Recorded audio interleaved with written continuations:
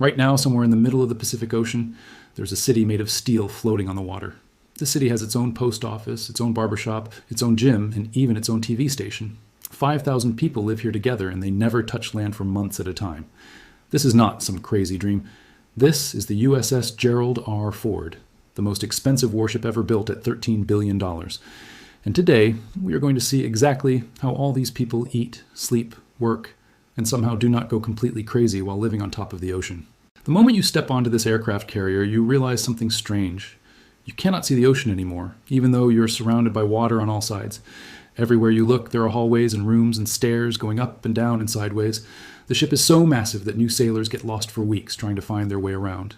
Some people have been on the ship for a year and still discover new rooms they have never seen before. Let me tell you about Jake, who joined the Navy when he was 19 years old. On his first day on the carrier, he was supposed to report to the engine room. He walked for 30 minutes going down ladder after ladder after ladder. Every hallway looked exactly the same, with the same gray paint and the same fluorescent lights buzzing overhead. He asked 7 different people for directions, and each person pointed him in a different direction. By the time he finally found the engine room, he was 2 hours late and completely exhausted.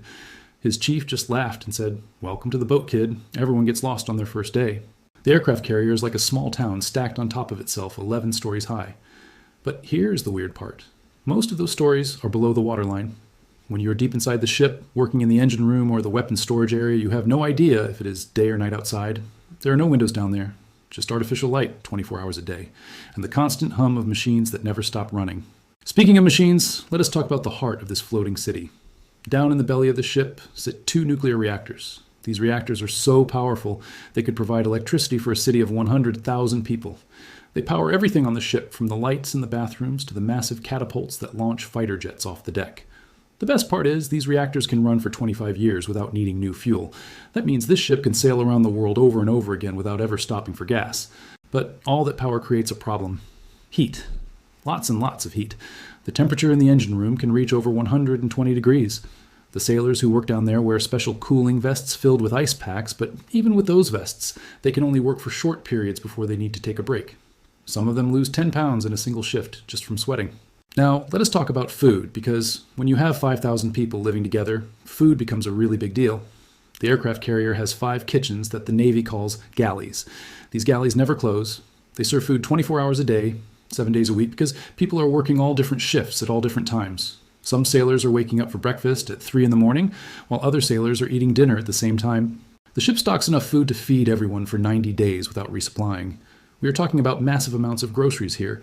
Every week, the cooks go through 15,000 eggs, 10,000 pounds of chicken, 5,000 pounds of ground beef, and 3,000 pounds of pasta. They bake 1,700 loaves of bread every single day. The walk-in freezers are bigger than most people's apartments, and they are packed floor to ceiling with frozen vegetables and ice cream and everything else you can imagine. Here is something wild. The carrier has its own bakery, and the smell of fresh bread fills certain hallways every morning. Sailors say that smell is one of the few things that makes the ship feel a little bit like home. The bakers start working at 2 in the morning, so that fresh bread and pastries are ready when the day shift wakes up. But feeding 5,000 people is not just about having enough food. It is about keeping people happy and giving them something to look forward to. The head chef plans special meals for holidays. On Thanksgiving, the cooks prepare a full traditional feast with turkey and stuffing and pumpkin pie. On the 4th of July, they grill hamburgers and hot dogs on the deck if the ship is not in a combat zone. These meals are a huge deal because they remind everyone of home and family, even though they are thousands of miles away from both. Maria is a cook on the carrier, and she told me that the hardest part of her job is not the long hours or the hot kitchen. It is seeing the young sailors who are homesick and scared eating alone in the corner. So she started a tradition where she decorates the desserts with little messages like, "You got this," or "Almost home," or "Mom is proud of you." She says sometimes a sailor will come back to the kitchen just to thank her for those little notes because it made their whole day better.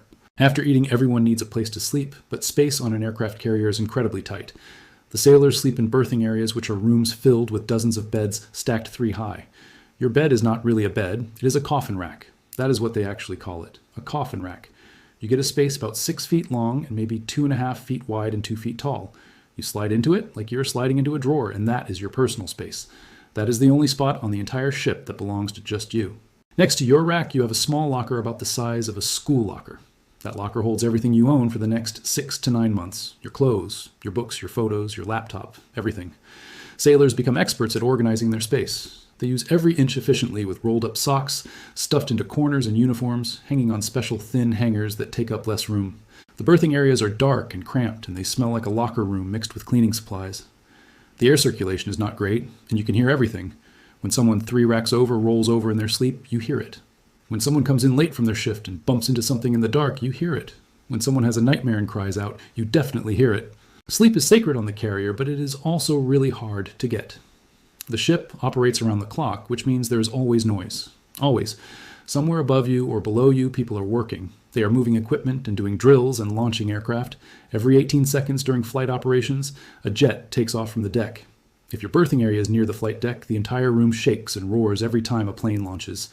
It sounds like thunder happening right over your head again and again and again. Marcus served on a carrier for 4 years, and he says he did not get a full night of uninterrupted sleep the entire time. He learned to sleep in short bursts whenever he could.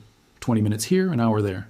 His body adapted to the chaos, but even now, 5 years after leaving the Navy, he still wakes up at the slightest noise.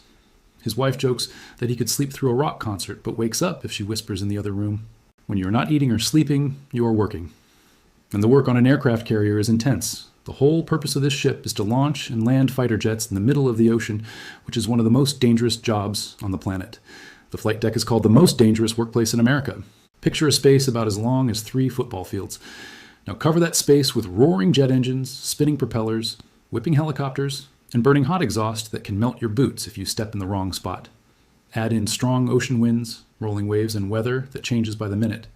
Oh, and also it might be the middle of the night with 0 visibility. That is where the deck crew works every single day. Everyone on the flight deck wears different colored shirts, so you can tell what their job is from far away. The yellow shirts direct the aircraft and tell the pilots where to go. The green shirts maintain the planes and do all the launch and landing equipment. The red shirts handle the weapons and load missiles and bombs onto the jets. The purple shirts fuel the aircraft, which is terrifying when you think about how much jet fuel is flowing around hot engines and open flames. The blue shirts move and chain down the planes so they do not slide around when the ship rocks in rough seas. The brown shirts are the plane captains who do the final checks before launch. And the white shirts are the safety observers who watch everything and everyone to prevent accidents. These deck crews work in 2-hour cycles during flight operations. For 2 hours, they are outside in whatever weather nature throws at them. Blazing sun, freezing rain, salt spray that stings your eyes.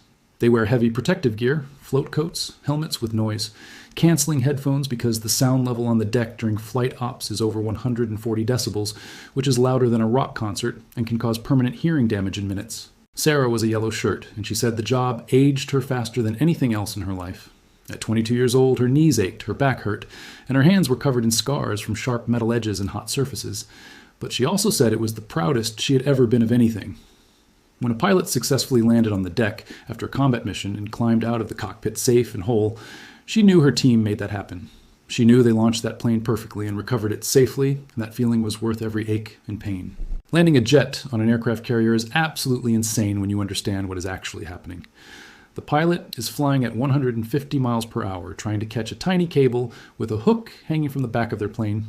They have to hit a mark on the deck about the size of a tennis court while the deck is moving up and down and side to side with the waves. If they miss the cable, they have to go full throttle immediately and take off again for another attempt.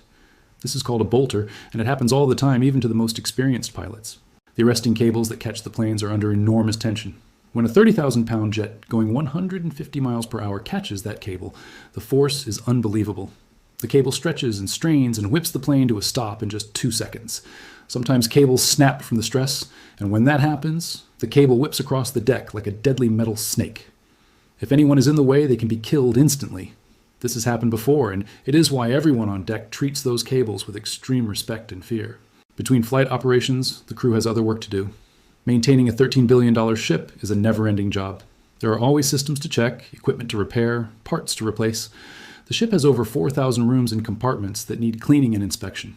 There are literally miles of pipes and electrical wires running through the walls and floors. Something is always breaking and needing attention.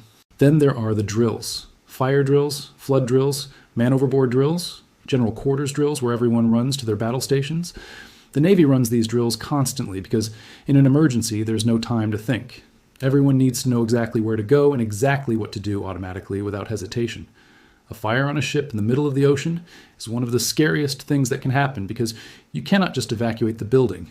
You have to fight the fire or everyone goes down with the ship. Tommy was sleeping in his rack when the fire alarm went off at 2 in the morning. It was not a drill. There was an actual electrical fire in a storage room 3 decks below him. He jumped out of his rack, grabbed his firefighting gear, and ran toward the smoke with his team while everyone else was running away from it. They fought that fire for 2 hours in temperatures over 200 degrees, wearing heavy protective suits and breathing through oxygen tanks. When they finally put it out and came back up, everyone was exhausted and shaking, but they saved the ship. The next day, they were back to their regular duties, like nothing happened, because that is just part of the job. With all this stress and danger and hard work, you might wonder how people stay sane living on this ship for months. The Navy knows that morale is critical, so they provide entertainment and activities during off time. The carrier has a gym with treadmills, weights, and exercise equipment. There is a small store where you can buy snacks, toiletries, and souvenirs. There's a barbershop, a post office where you can send letters home, and even a little library with books and movies. Some spaces on the ship have TV and internet access, but it is limited and slow. When the ship is doing important operations, all communication with the outside world might be shut down for security reasons. This means you can go weeks without talking to your family back home. You miss birthdays, anniversaries, holidays, the births of children, and sometimes even funerals. You get a message through the Red Cross that your grandmother passed away, but you cannot go home for the service because your ship is in the middle of a mission on the other side of the world. These are the sacrifices that people make to serve on the carrier. They miss the big moments and the small moments. They miss their kids growing up and their partners going through hard times alone. The mental and emotional toll is real, and it affects everyone differently. The Navy has counselors and chaplains on board who help sailors deal with stress, homesickness, depression, and relationship problems. Sometimes just having someone to talk to makes all the difference. The chaplains hold religious services for different faiths and also provide a quiet space where sailors can go to think and pray and find a moment of peace in the chaos. One tradition that helps build community is the talent show. Every deployment, the crew puts on a show with singing, dancing, comedy sketches, and musical performances. Tough sailors who work with weapons and aircraft get up on stage and sing love songs or do magic tricks. It sounds silly, but these shows are packed with hundreds of people cheering and laughing together. For a few hours, everyone forgets about the danger and the stress and just enjoys being human. After months at sea, the day finally comes when the carrier pulls into port. The excitement on the ship is electric. Sailors who have been away from land for half a year get to step on a solid ground that does not move beneath their feet. They get to see trees and buildings and people who are not wearing Navy uniforms. They get to eat food they did not eat from a metal tray in a crowded galley. They get to sleep in a hotel bed that does not require them to climb a ladder. But the strangest thing happens when sailors first get off the ship. The ground feels wrong. After months of adapting to the constant motion of the ocean, their bodies expect the ground to move. When it does not, they feel dizzy and off balance. Some sailors actually stagger around like they are drunk, even though they have not had a single drink. It takes days for their bodies to readjust to being on land. And then, after a few weeks or months on land, it is time to do it all over again. Load the ship with supplies, say goodbye to families, and head back out to the ocean for another deployment. Some sailors do this for 4 years, some for 20 years, some for entire careers. They spend more of their lives on the ship than they do in their own homes. Living on an aircraft carrier is not for everyone. It is cramped, loud, stressful, and dangerous. You work long hours doing difficult jobs in harsh conditions. You miss your family and your friends and everything familiar. But the people who do it say there is nothing else like it in the world. They are part of something bigger than themselves. They are part of a crew that depends on each other for survival. They launch million-dollar jets into combat zones and recover them safely. They keep a $13 billion city floating and operational in the middle of the ocean. They do things that most people cannot even imagine doing, and they do it every single day. That is how 5,000 people eat, sleep, and work in the middle of the ocean on the most advanced aircraft carrier ever built.